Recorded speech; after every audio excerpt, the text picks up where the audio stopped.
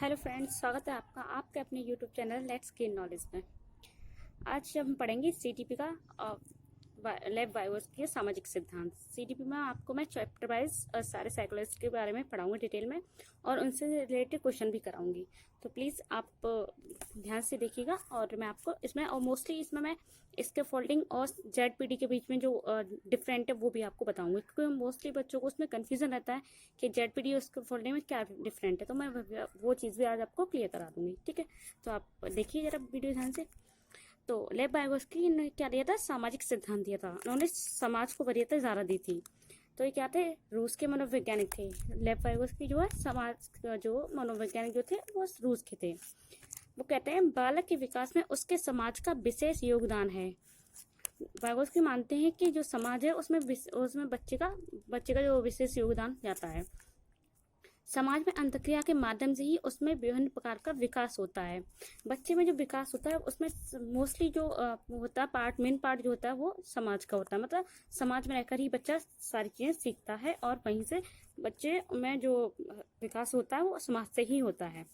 Vygotsky के अनुसार प्रारंभिक बाल्यावस्था में ही बच्चा अपने कार्यों का नियोजन एवं समस्या समाधान में भाषा का औजार के रूप में उपयोग करता है। जो बच्चा जो है अपनी बातों को जो कहना सीखता है या अपने कार्यों को वरीयता देता है, वो किसके द्वारा करता है कि भाषा का उपयोग करता है, वो एक औजार के तरीके से जो समाज से सीखता है। ठीक है। तो मोस्टली इससे ये समझ आता है कि जो वाइगोस्की ने जो वरीयता दी है वो केवल समाज को दी है। ठीक है, वो समाज को सर्वोपरि मानते हैं। ठीक है।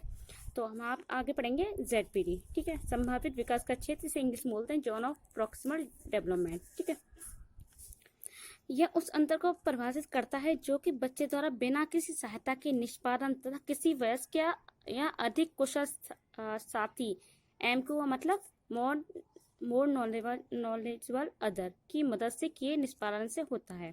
अर्थात बच्चा जो कर रहा है तथा जो उसके करने की क्षमता है उसके बीच का क्षेत्र जेडपीडी कहलाता है। चलिए मैं इसको एक एग्जाम्पल के तरीके से समझाती हूँ आपको।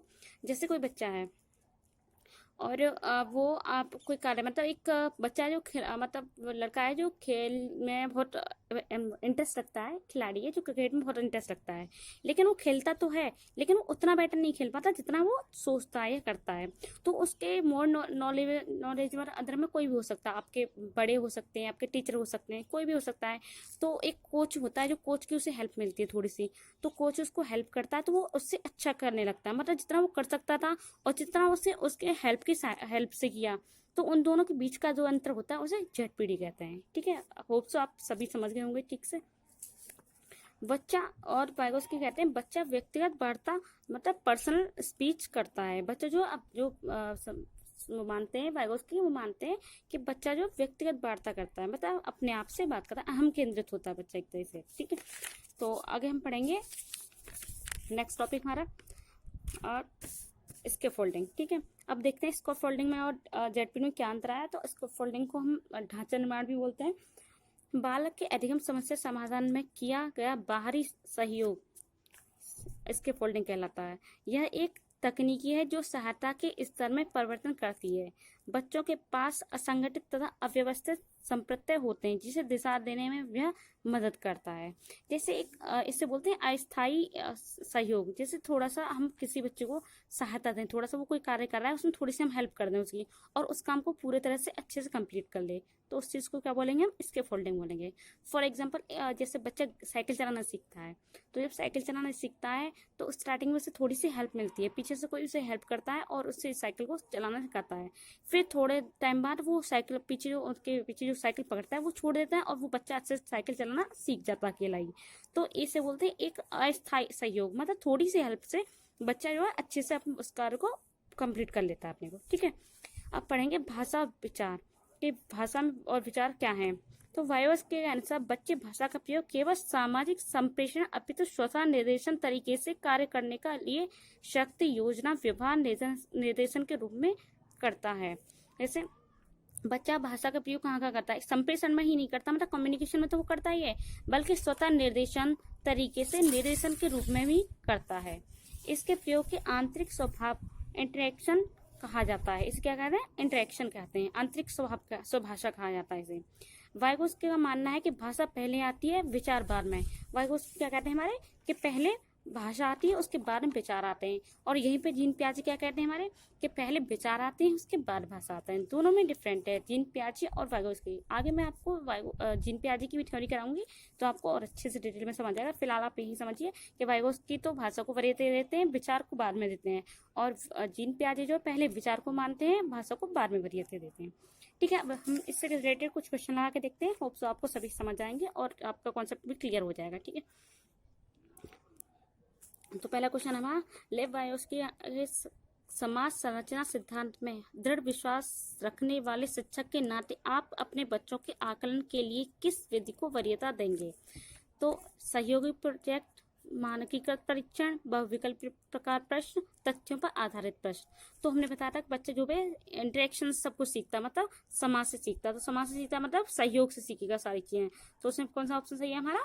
ये वाला 1। ठीक, नेक्स्ट क्वेश्चन हमारा, वाइगोत्स्की के अनुसार समीपस्थ विकास क्षेत्र जेडपीडी है। जेडपीडी क्या है? अभी मैं आपको समझाया था। जेडपीडी अध्यापक द्वारा किए गए सहयोग की सीमा निर्धारण। नंबर 2, बच्चे अपने आप कार्य कर सकते हैं।